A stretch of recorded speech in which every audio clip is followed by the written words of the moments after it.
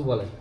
ইনির কেরামতি আমাদের অনেক কিছু দেখা গেছে, যেখানে মানসিকভাবে ইনি ওফাত হওয়ার পরে একাধিক রাত্রি দেখা গেছে সে জামাতে নামাজ করছে। কোথায় নামাজ পড়ছে?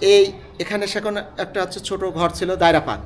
ইনি হচ্ছে আধ্যাত্মিক সাধক পুরুষ হযরত সুলাইমান শাহ চিশতি রহমাতুল্লাহের 51তম শাহাদত বার্ষিক ও ওরস শরীফ। প্রতি বছর দেশ বিদেশের লাখ লাখ ভক্ত 3 দিনব্যাপী ওরস মোবারকে অংশগ্রহণ করার উদ্দেশ্যে আগমন ঘটে।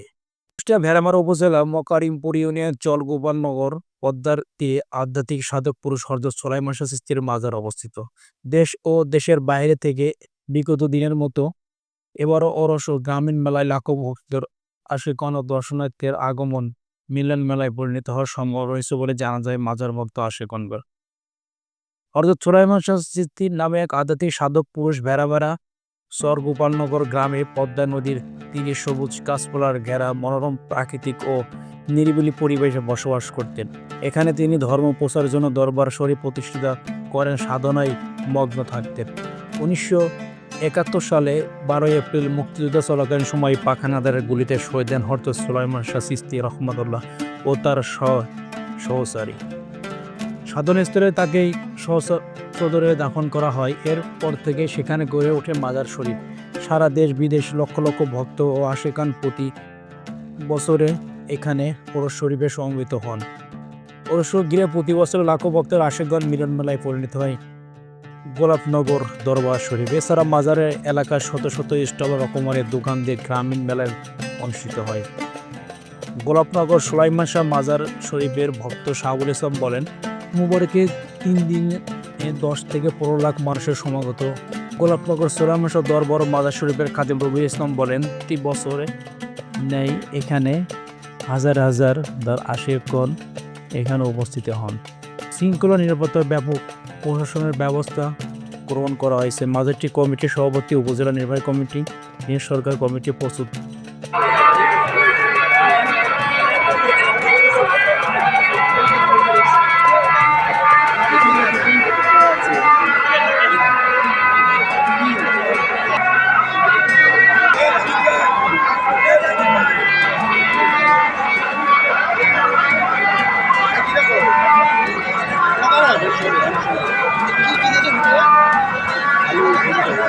তার বিছানায় থেকে তার আড়াল হয়ে যায়, তিনি উপাত হয়ে যান। তারপরে সেখান থেকে গ্রামতে দেখা যায় যে সে যে বিছানায় শুয়েছিলেন তার পাশে সাকর মাটির ঘর বা ছিলেন, সেখান থেকে অনেক চিত্র দেখা গেছে যে আলোকিত ছিল 41 দিন।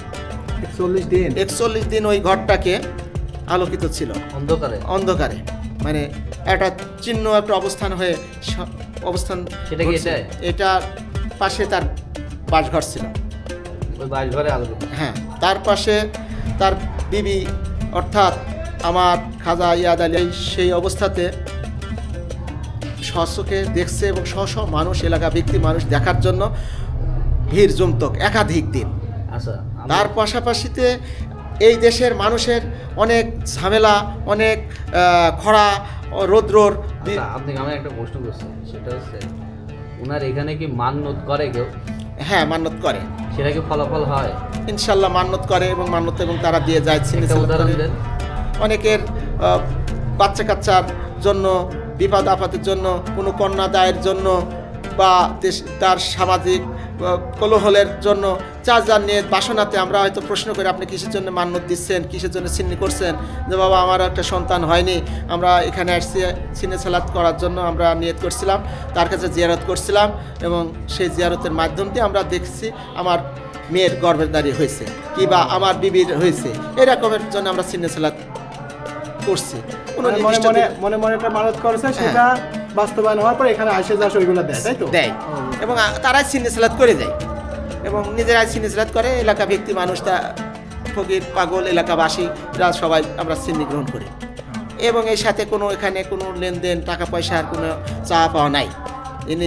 এখানে যে আমরা টাকা লাগবে, পয়সা লাগবে, দেন কে দরবার পরিস্থিতি।